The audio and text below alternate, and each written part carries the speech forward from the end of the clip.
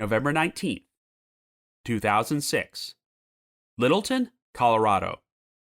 First Lieutenant Nonnie Dotson, a 33-year-old nurse with the United States Air Force, leaves her brother's residence in order to travel to a nearby shopping center but never returns. Even though police track Nonnie's cell phone signal and her scent to a nearby field, no trace of her can be found. Investigators explore a number of different angles, including Nonnie being harmed by a stalker, the estranged father of her child, and even her own brother, but she continues to remain a missing person. After that, the trail went cold.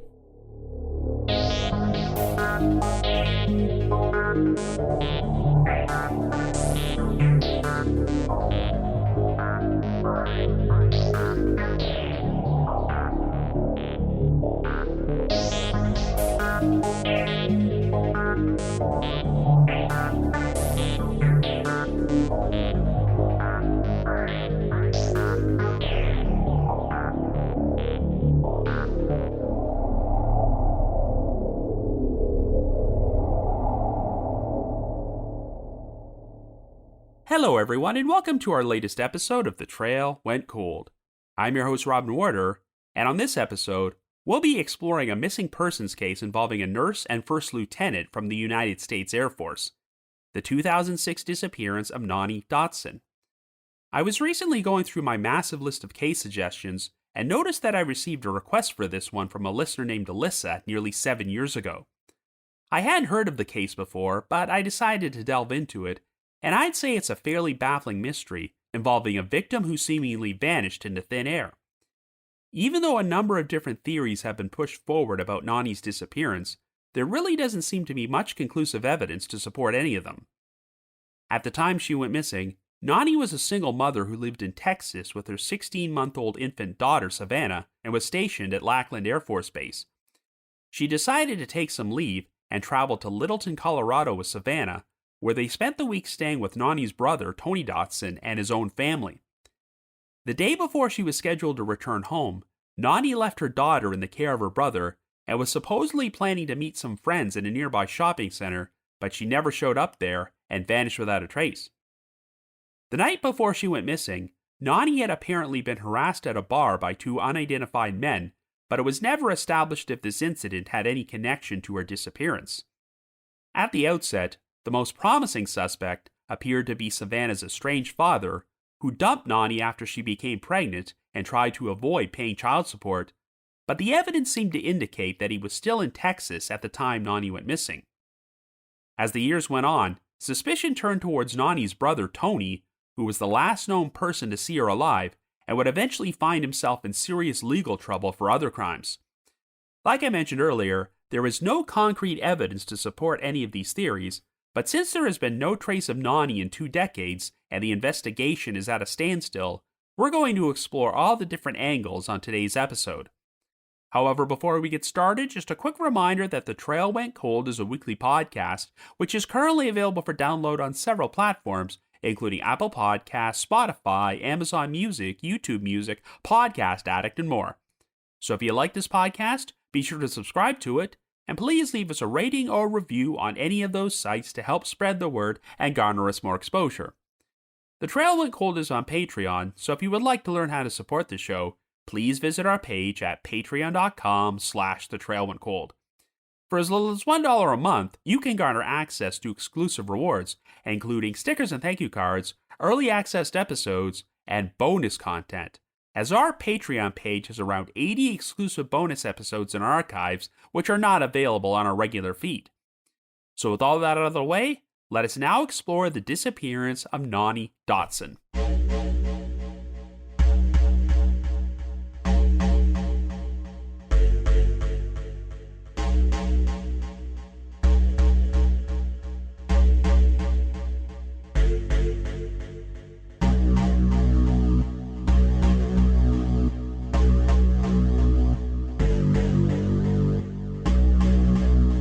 Our story begins in 2006, and our central figure is 33-year-old Nonnie Ann Dotson. Nonnie grew up in Colorado Springs and has a twin brother named Bo, as well as an older brother named Tony. The year after the twins were born, the Dotson family would suffer a terrible tragedy when their father died by suicide, so Nonnie's mother, Candace, would be forced to raise all 3 children on her own. Candace was enrolled in the United States Air Force and worked in cadet personnel at the Air Force Academy just outside Colorado Springs, but she would endure additional trauma when Nonnie was forced to battle childhood cancer. But Nonnie managed to pull through, and after graduating high school, she decided to follow in her mother's footsteps by joining the Air Force as well. Nonnie's primary goal was a career in nursing, so she currently holds the rank of First Lieutenant and has been assigned to the 59th Medical Wing, working as a nurse in the intensive care unit of the Wilford Hall Medical Center at Lackland Air Force Base in San Antonio, Texas. Nonnie has already gone through one marriage which ended in divorce, and became pregnant after beginning a relationship with another man named Edward Veal. This relationship came to an end before Nonnie gave birth, so she is now the single mother of a 16-month-old daughter named Savannah. In spite of her responsibilities as a mother, Nonnie has always hoped to go on a tour of Iraq and volunteered for training in critical air support. She hoped that her own mother, Candace, might take care of Savannah while she was overseas, but Candace was against the idea for fear that something might happen to Nonnie. At this particular point, Nonnie is evaluating what she wants to do with her life, as she only has 3 months of service left on her commission with the Air Force before she is scheduled to be discharged, and she is debating whether to move back to her home state of Colorado with Savannah. On November the 13th, Nonnie went on leave, and both she and Savannah boarded a flight from San Antonio to Denver as she wanted to visit family and friends there. They would stay with Nonnie's older brother Tony, who lived with his wife Amy and their 2 sons, on Unser Avenue in the suburb of Littleton. During her time there, Nonnie was planning to hire a real estate agent to help her look for a new home in the area if she decided to move.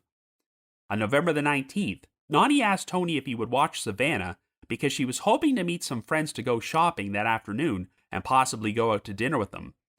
According to Tony, at around 2 p.m., he was in the basement playing a computer game with one of his sons when he heard Nonnie call down to him that she was leaving. Even though Nonnie had previously borrowed her brother's car during her stay there, she did not take it this time around. As far as I can tell, Tony never actually saw her leave, so it was unclear if Nonnie was planning to walk to her destination or hitch a ride with someone. Whatever the case, when Nonnie left Tony's residence, this would turn out to be the last time she was confirmed to be alive. By the time nightfall hit, Nonnie had still not returned, and since they figured she was staying out late with friends, Tony and his wife Amy put Savannah to bed at her scheduled time before they went to sleep themselves. Amy was woken up by Savannah's crying early the next morning, but was surprised to discover that Nonnie had still not come back. Since Nonnie's return flight to San Antonio was scheduled for later that day, Tony and Amy went searching for her without success, and even called local hospitals to see if something might have happened. When Nonnie failed to resurface by the early afternoon, they contacted the Jefferson County Sheriff's Office in order to report her missing. Nonnie's return plane ticket was never used, and she failed to return to active duty as scheduled at Lackland Air Force Base on November the 21st. While Nonnie had her purse and cell phone with her when she left Tony's residence, the rest of her personal belongings, including her coat, were left behind. At the outset, there was speculation that Nonnie might have disappeared voluntarily and left Savannah in the care of her brother, but her friends and family described her as a very devoted mother who never would have abandoned her child. There would also be no further activity on Nonnie's cell phone, bank accounts, or credit cards after she went missing. Records showed that Nonnie last used her cell phone at 11:15 a.m. to leave a voicemail with a friend of hers in Colorado whom she wanted to see. Nonnie asked her friend to give her a call, and while the friend later phoned her back at around 1:15 and left her own voicemail, Nonnie never got back to her. Investigators did learn that Nonnie had been planning to get a smoothie from a juice bar at the Jefferson Village Shopping Center, which was located about a mile away from Tony's residence. Police were unable to find anyone who could confirm having seen Nonnie at the juice bar, but they performed a trace on her cell phone and determined that on the day after she went missing, it pinged in a 3 to 4 acre field near Ken Carroll Ranch, located southwest of Littleton next to Colorado State Highway 470 and the South Kipling Parkway. The spot was not far from Tony's residence, and Nonnie likely would have passed there if she was heading to Jefferson Village Shopping Center. Police brought their canine unit to the field to perform a search, and while they were able to pick up Nonnie's scent, they found no trace of her or the cell phone. It's been reported that the cell phone battery stayed on for about 90 hours after she left Tony's residence before it either died or the phone was turned off. A few days later, Tony said he received a phone call at his residence from a man who claimed that he got Tony's number off a missing persons flyer he had seen for Nonnie. On the evening of November the 18th, Nonnie had borrowed her brother's car to drive to a local country and western bar called the Grizzly Rose Saloon and Dance Emporium, as she wanted to meet up with some friends there and go line dancing. According to the caller, Nonnie found herself being harassed at the club by two unidentified men who wanted to take her to breakfast later that morning, but Nonnie declined since she had to get home to be with her daughter. These guys apparently continued to obnoxiously flirt with her, so the caller said that Nonnie asked if she could dance with him in order to help dodge them. Nonnie drove back to Tony's place sometime after midnight on November the 19th, but Tony claimed that she never mentioned anything about this incident with the two men and did not appear to be concerned. Investigators spoke to a couple of men that Nonnie had met at the bar, but I'm not sure if they were able to track down or identify the two guys who had allegedly been harassing her. Since Nonnie returned to her brother's house safely, investigators do not necessarily believe that these men were involved in her disappearance, but since she went missing just over 12 hours later, Tony wondered if someone might have followed her that night. Nonnie had recently started becoming involved in online dating, and computer records showed that she had a profile at singleparentsmeet.com, a website where single parents attempt to connect for dates, and she logged in there at 2:30 a.m., 9 a.m., and 1 p.m. on November the 19th. Since the last login took place only about an hour before Nonnie left Tony's residence, he wondered if she might have arranged to meet someone whom she connected with online, but investigators said she never communicated with anyone that day and did nothing more than check her email. Nonnie was left so devastated by her previous breakup with Edward Veal, the father of her child, that she had pretty much gone over a year without dating anyone else, so naturally, investigators wanted to question him. Edward had originally met Nonnie in San Antonio in 2004 while they were taking line dancing lessons together, and even though he was 20 years older than her, they soon became involved in a serious relationship. However, things changed when Nonnie became pregnant with Savannah the following year. Edward had no desire to have children and demanded that Nonnie get an abortion, but when she refused to do so, he broke up with her. According to one of Nonnie's friends, Edward had a happy-go-lucky personality prior to Nonnie's pregnancy, but this whole situation caused him to become hostile and start spreading false rumors about Nonnie in order to make people believe he was not the father of her unborn child. There was even a domestic dispute in June of 2005 where Edward called police to his residence because Nonnie had shown up there to pick up her belongings and he said she was refusing to leave. The incident ultimately wound up being resolved without any physical violence, and Edward did not press charges. Nonnie gave birth to Savannah just a few days after this dispute, but Edward refused to pay child support and filed a paternity dispute alleging that the child was not his. However, DNA testing eventually confirmed that Edward was indeed the father, and just over 2 months before Nonnie went missing, the two parties appeared in court, and a judge ordered Edward to pay $10,000 in back child support. He was also ordered to pay for some of Savannah's medical expenses, as well as continued child support of $900 per month until Savannah turned 18. Following the decision, Edward told the judge that he would make the payments, but only be a quote-unquote token father towards his daughter. Following Nonnie's disappearance, some of her acquaintances revealed that she had expressed concerns about Edward.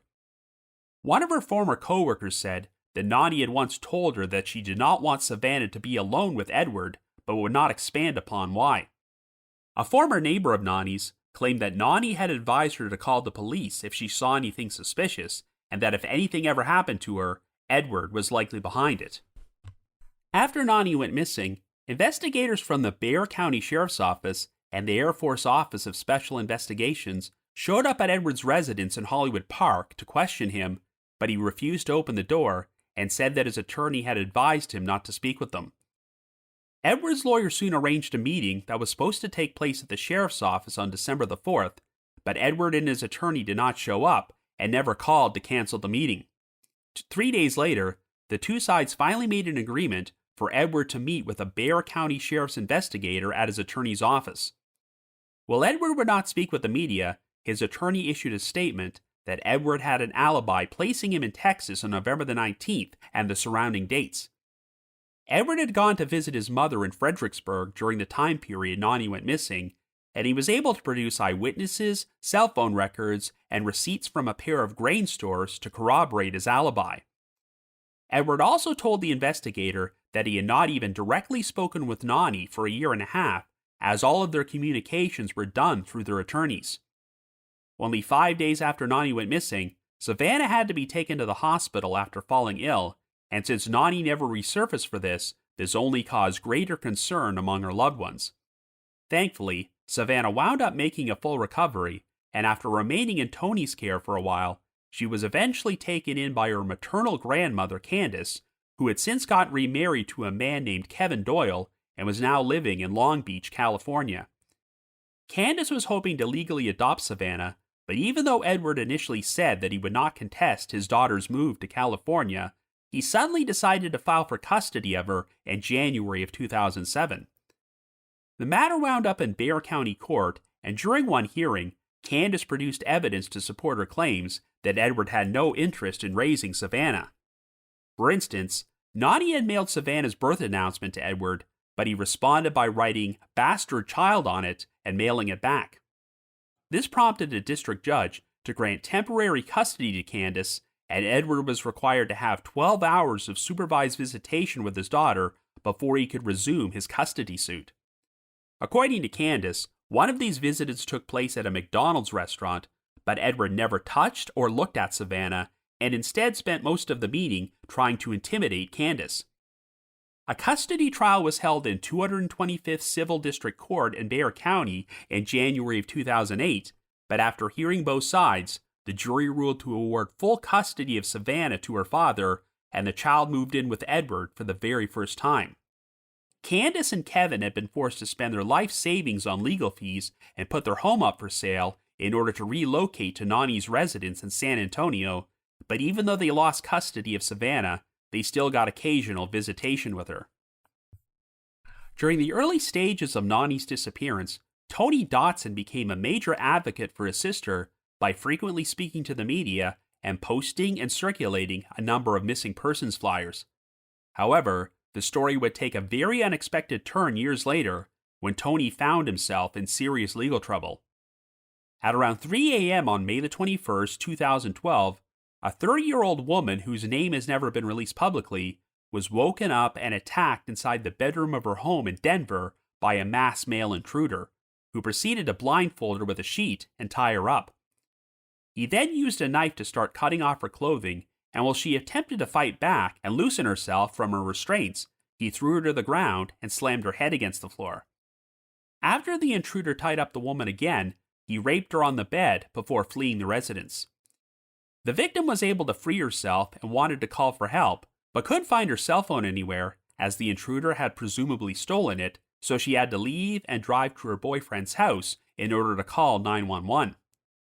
Since the intruder had been masked and never spoke during the attack, the woman was unable to provide much of a description. However, even though the woman recalled locking all the doors and windows before she went to bed, she said the front door was unlocked when she left to get help, and there were no signs of forced entry at the residence. She also owned a dog, but did not hear it bark at all while the intruder was there. Well, it turned out that several hours before she was attacked, the woman had been at a group meetup with a number of people, which was attended by none other than Tony Dotson. By this point, Tony was divorced from his ex-wife Amy and engaged to be married to one of the victim's friends. He was also known for having made inappropriate sexual comments towards the victim in the past. In the hours prior to the attack, after they went their separate ways, Tony texted the woman to see what she was doing, but curiously, she said she never heard from him at all after the assault took place. Tony had previously frequented her residence and watched over the woman's dog multiple times, which could have provided a potential explanation for why the dog didn't bark or react strangely if they saw Tony inside the house. The woman also kept a spare key to her residence inside a fake rock on her property, and since Tony apparently knew about it, this could have accounted for the lack of forced entry.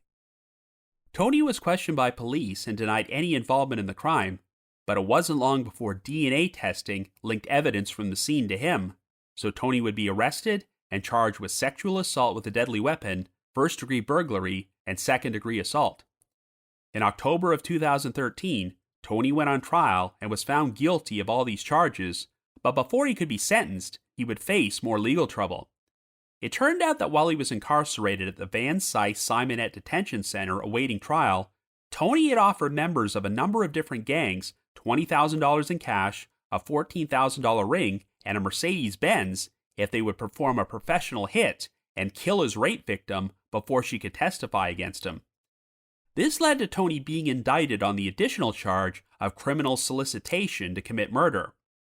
For his original charges, Tony received a sentence of 96 years to life in prison, and after he was convicted on the solicitation to commit murder charge, he received an additional 48-year sentence, which would run consecutively to his previous sentence. Now, details about this are vague, but it's been reported that in 2009, a female business partner of Tony's was found dead inside her vehicle, and he wound up inheriting $300,000 from her life insurance policy. Police had their suspicions that Tony could have been involved in this woman's death, but they've never had the evidence to charge him. Regardless, Tony's criminal activities led to speculation that he might have been involved in his sister's disappearance, but the Jefferson County Sheriff's Office simply said that Tony was on a list with other family members to see if he was connected, but no one was ever cleared from that list. Nonnie's family have offered a $10,000 reward for information leading to her whereabouts, but even though her case still gets occasional coverage in the media, there do not appear to have been any new developments in the investigation in quite some time. So after 2 decades, Nonnie Dotson continues to remain a missing person. So I guess you could say the trail went cold.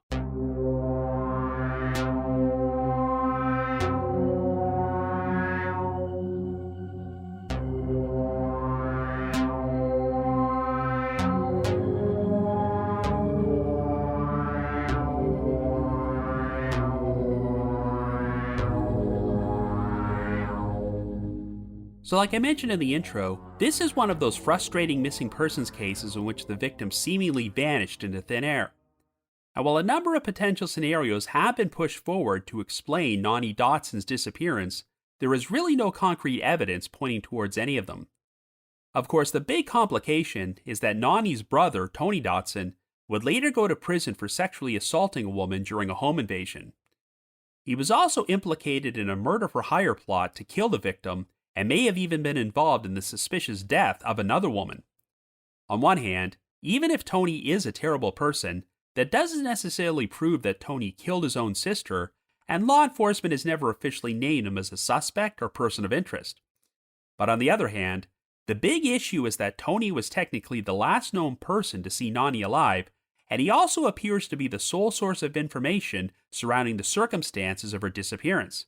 If you look at the earliest media coverage of this case, Tony does come across as an advocate for his sister who seems genuinely concerned about her well-being, and at first glance, you wouldn't get the vibe that there's anything suspicious about him at all.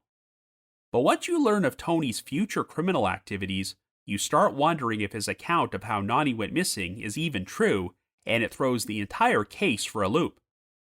After Tony went to prison, it was quite interesting to see law enforcement's careful wording when they were asked about his status as a potential suspect, as they stated that he had been on a quote-unquote list which no one had ever been cleared from.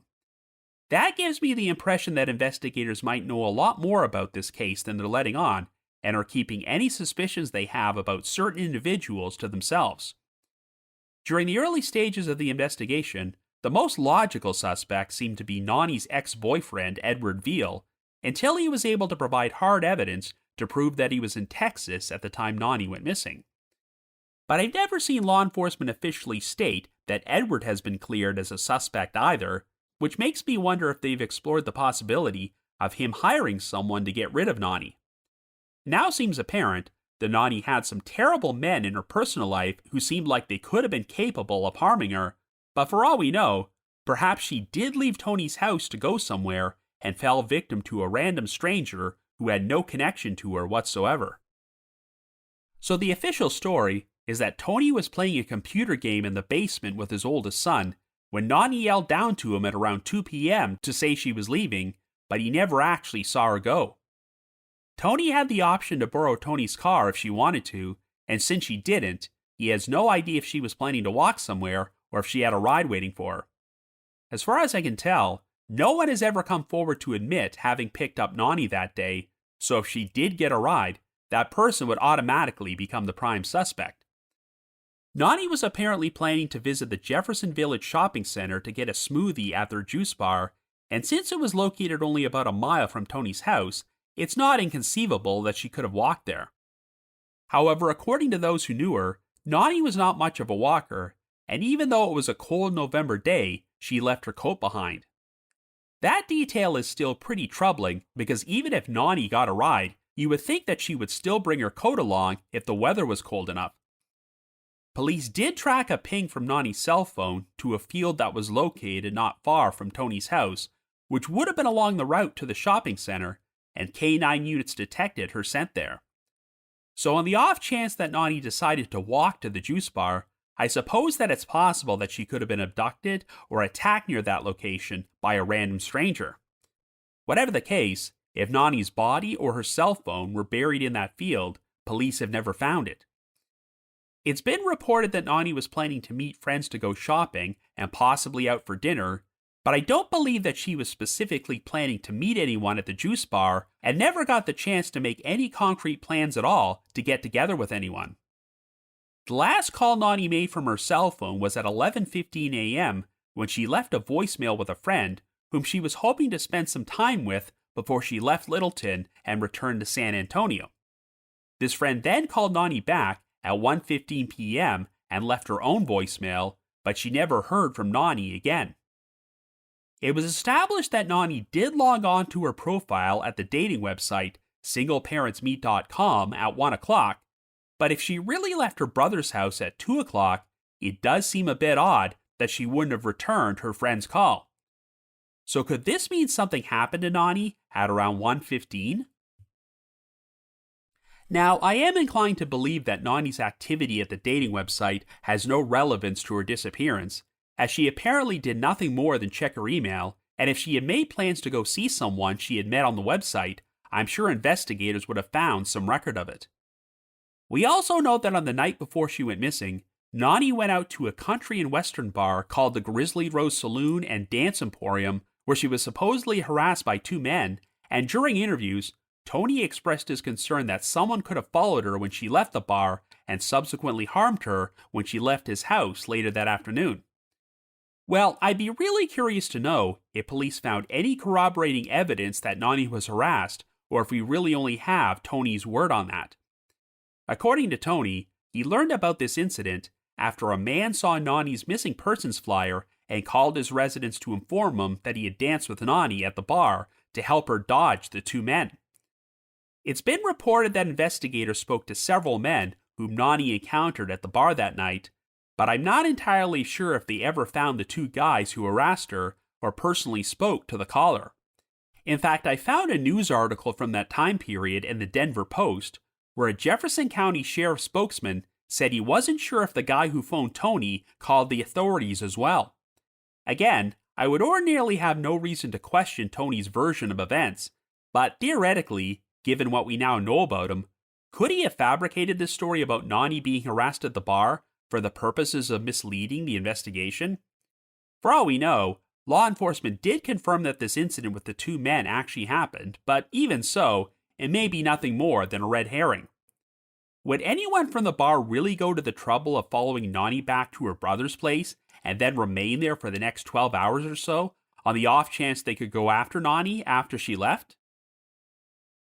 But before we talk any more about Tony, we have to discuss Edward Veal, who must have seemed like the absolute perfect suspect at the outset of the investigation. Regardless of whether or not he was involved in Nonnie's disappearance, it seems pretty clear that Edward is a colossal douchebag. To recap, he was the father of Nonnie's infant daughter Savannah, but dumped Nonnie after she became pregnant, tried to deny that Savannah was his child until it was proven by DNA testing, and he didn't seem to have any desire to help raise her. And just over 2 months before Nonnie went missing, a judge ruled that Edward would have to pay her $10,000 in back child support and continue making these payments at $900 per month until Savannah turned 18. So yeah, on the surface, he definitely seemed to have a motive for wanting Nonnie to disappear, particularly since she supposedly made some cryptic remarks to other people about how if anything ever happened to her, they should look at Edward. But what's strange is that even though Edward previously had no interest in being a part of Savannah's life, he decided to fight Nonnie's mother and stepfather for custody after Nonnie went missing. It's been speculated that Edward decided to do this in order to get out of paying child support, but raising Savannah was going to cost him more money in the long run, so Nonnie's family pretty much figured this was a power move on Edward's part, which was born out of pure narcissism. As if there wasn't enough reason to dislike this guy, it was reported that Edward was unemployed at the time and financially supported by his wealthy mother, who owned several properties throughout the state of Texas. Savannah would now almost be 20 years old, and she has never spoken publicly about her mother's disappearance, but even though Edward got custody of her, I hope she was able to have a happy childhood and is doing well today. Like I just mentioned, I could see Edward having a motive to get rid of Nonnie in order to avoid paying child support, but his decision to do an about-face and seek custody of Savannah seems to go against this. Of course, Edward could have just decided he wanted to raise Savannah after all, and that was why he got rid of Nonnie, but all of this speculation about motive is irrelevant if Edward has a rock-solid alibi placing him in Texas on the date Nonnie went missing. Now, even though Edward raised some eyebrows by refusing to cooperate with the investigation at first, he did eventually provide conclusive evidence to support his alibi, but could he have hired someone to get rid of Nonnie? I suppose anything's possible, but it does not sound like investigators have ever found any evidence to support this theory. The big issue is that I'm not sure if Edward would have even known Nonnie was in Colorado during that time period and staying at her brother's residence.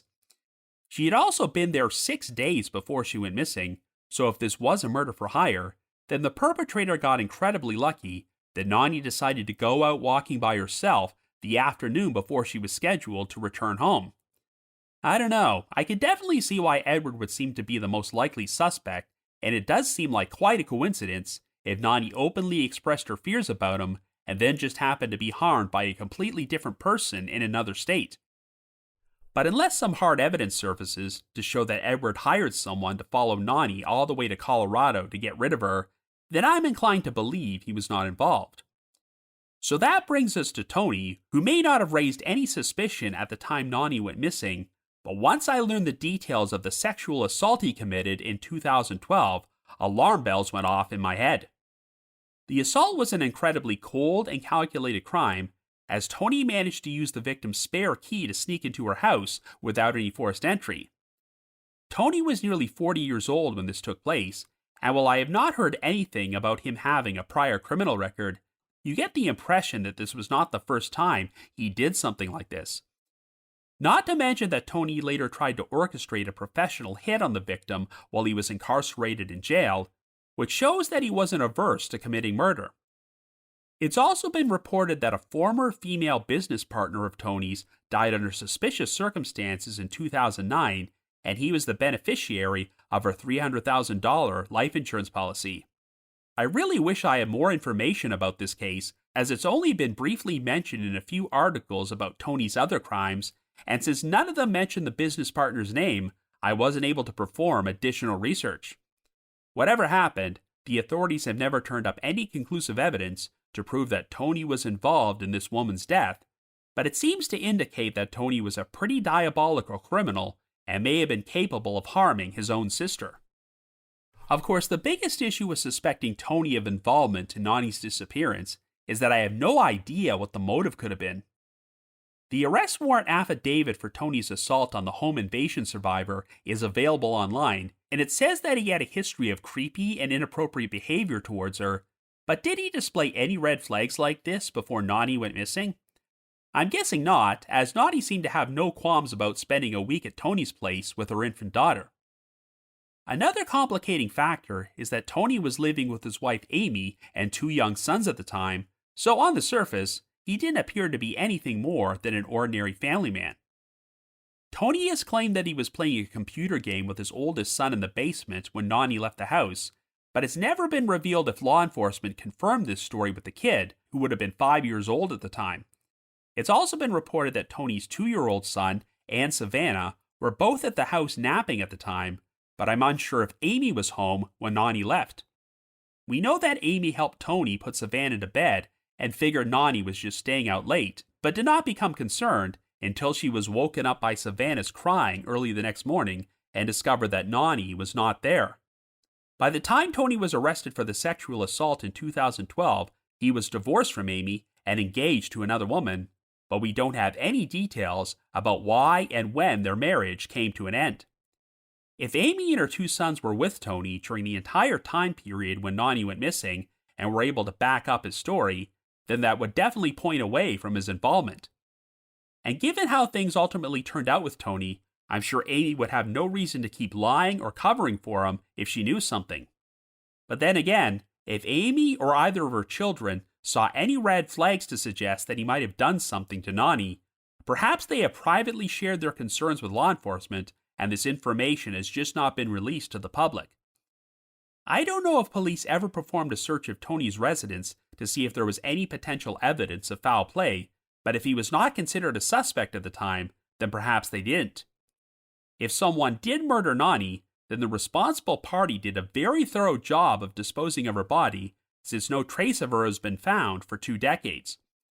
But while breaking into a woman's home in the middle of the night to sexually assault her, and then trying to orchestrate her murder are pretty vile crimes, that's still a far cry from murdering your own sister while your wife, children, and infant niece are around. Not only is there no apparent motive for Tony to have harmed Nonnie, but I'm just not sure of the logistics of how he pulled it off. Even if Amy was not home, could Tony have successfully committed this crime and covered it up while 3 children were there? Nonnie's mother Candace and Nonnie's twin brother Bo frequently spoke with the media in the years following her disappearance, and Bo even maintained a website about Nonnie, which has since been taken down. However, as far as I can tell, neither of them has ever publicly commented on Tony's crimes or shared any opinion about whether or not they believe he was complicit in what happened to Nonnie.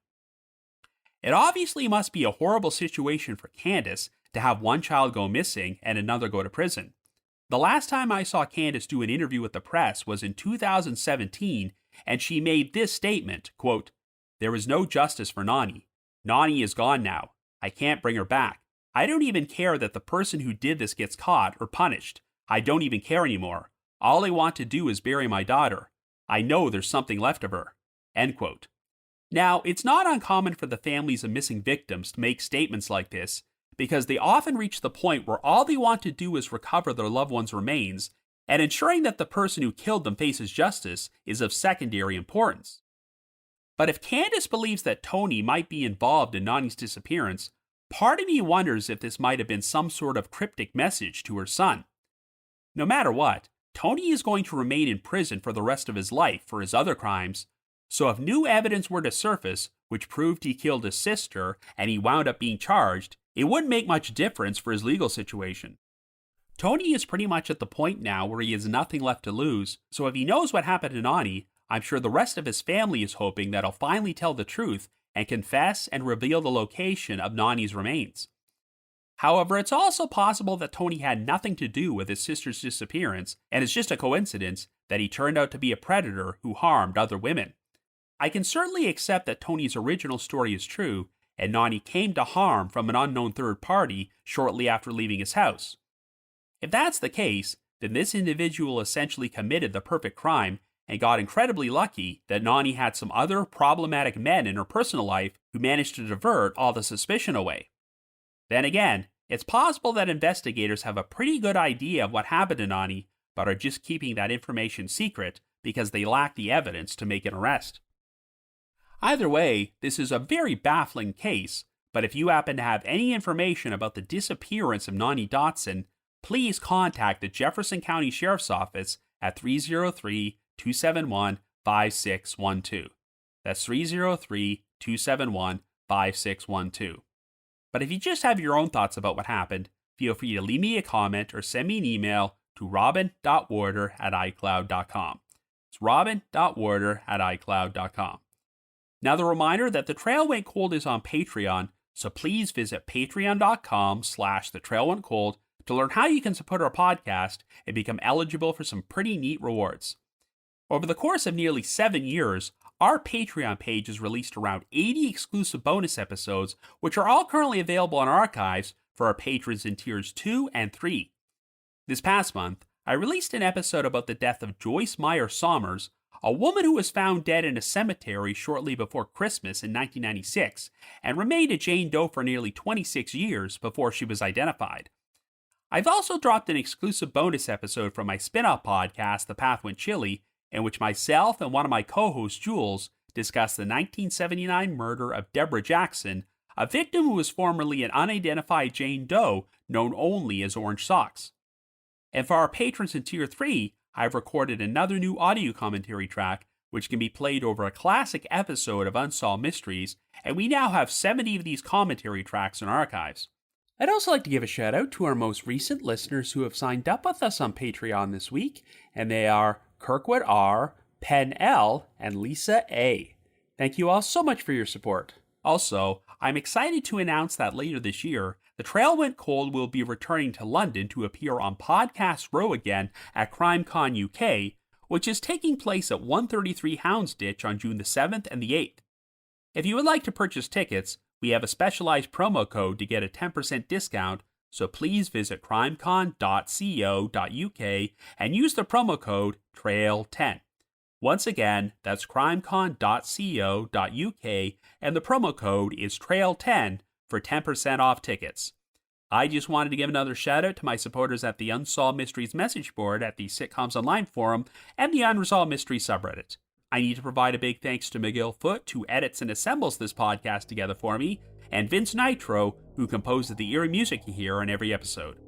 If you haven't already, you can like us on Facebook, follow us on Twitter and Instagram, or leave us a rating or review on Apple Podcasts, Spotify, Amazon Music, YouTube Music, Podcast Addict, or whatever your favorite podcasting platform is. So have yourselves a great week, and be sure to join us next Wednesday for another brand new episode of The Trail Went Cold.